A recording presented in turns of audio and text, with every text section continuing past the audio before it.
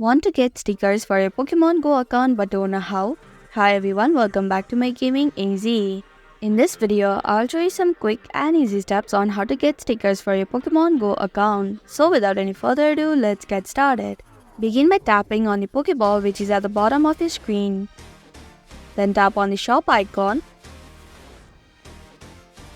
After that, scroll down to stickers section.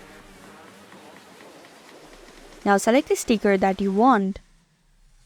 You have to buy these stickers using PokéCoins. If you have enough PokéCoins, tap on the exchange button to get the sticker. And that's how you can get stickers for your Pokemon Go account.